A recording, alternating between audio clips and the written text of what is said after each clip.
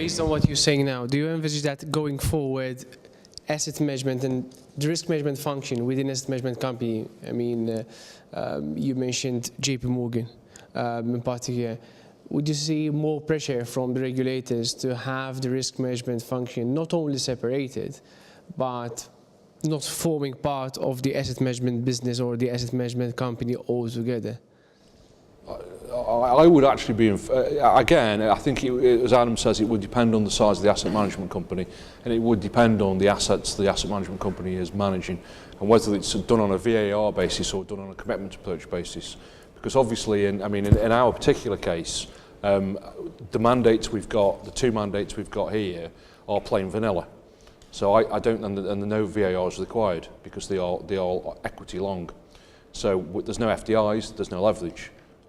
So the VAR wouldn't tell you, and there's no point in doing it. There's no requirement to do it. But what I would say is, if you are starting to deal with derivatives, if you're starting to use leverage, I actually think that the risk management should be outsourced. I think it would be in everybody's interest that the risk management is outsourced, because we all know that no matter what the intention of the institution or the organisation, there is always pressure when everybody works for the same organisation to not say too much if things aren't quite what they should be. And I think if it was as a matter of course outsourced, then that temptation's been completely removed. And I think everybody, not only the client, I don't just mean the client, I mean the company itself, would actually be far more confident having say a monthly report from an independent risk manager saying, yes, everything's okay this month, checked everything, it's fine. And I think everybody, from the directors down, would feel more confident with that. And I don't think that's necessarily incurring an additional cost, because obviously it's a cost to have the risk management done in-house as well. It may even be possible where a number of fund managers got together and actually set up a corporate risk manager using some of the staff and sort of split the job between them, but it was independent. I think the important point is that it's independent of the portfolio management function, because if you've got the risk manager sat where Benici sat in, the portfolio manager sat where me and James are sitting, and we're all having lunch together and having, we all turn up at the same time, go home at the same time, we're all sat in a row, then you can't really say that's a very independent risk. Although it's a different person, you can't really say in all fairness that is an independent risk management function, because it isn't. Yeah, I don't really share 100%. I do understand where Anthony is coming from. I don't particularly share all that he's saying, in the sense that, let's be clear, having an internal risk management function reduces operational risk, because at the end of the day, it's an in-house structure, rather than having to depend on a delegate, and you don't totally know what systems or infrastructure he's using, and maybe you don't even have people who understand what infrastructure or what actually he's doing. So I think that if the size of the fund management company is small, then outsourcing is probably the easier option. If the size of the fund management company is slightly bigger, and the risk management function is an important function in the sense that the funds that they're managing are undertaking or are making extensive use of derivatives, for instance, or they're entering into securities lending transactions, doing swaps and all that stuff, then I think having an independent internal risk management function proves to be a stronger option than actually outsourcing it.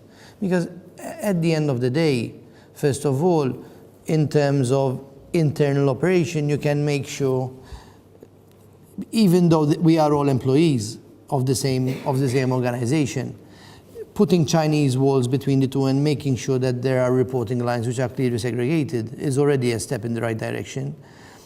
If you're outsourcing it, you're simply, because even the way you described it, and in the sense, it's not a matter of getting a monthly report, you have a look at it, you sign it off, and that's it. I think that people need to look at the risk management function as an integral part of the process, rather than as a check the box, let's just do it, let's just get someone to do it, let's run the checks, let's make sure that we are complying with the rules, and that's it. I think that the risk management function should have a broader meaning, in the sense that it should form part of the way in which the assets are managed, in the sense that we have many clients where the risk management function is totally independent, but You have risk managers who are observers within during investment committee meetings, for instance, so that they know exactly what the investment committee is thinking in terms of the assumption of risk. So having the risk management function as independent, but at the same time an integral part of the way things are done internally has its strengths, I think. There's also a possible combination of the two, and hopefully we'll see where the regulator takes it, but you can also have the operations, the day-to-day managed internally, because they do know the internal requirements and the changes in environment and what's not. But yes, ultimately in this business, the CIO is the ultimate boss, and it's very hard for a risk manager who's paid by a CIO to tell him you did wrong and you need to fix it, or it's like, or what? But if you have an oversight which might be independent and outsourced, who can come in and check, and the risk manager can, or the internal risk manager can speak to that person directly, then there could be a mix of the two, as an example. Yeah, but let's be clear, the risk manager is not going to tell the CIO, you did something wrong. The risk manager is going to tell the CIO, we've agreed these parameters, and you've exceeded them. Just be wary of that.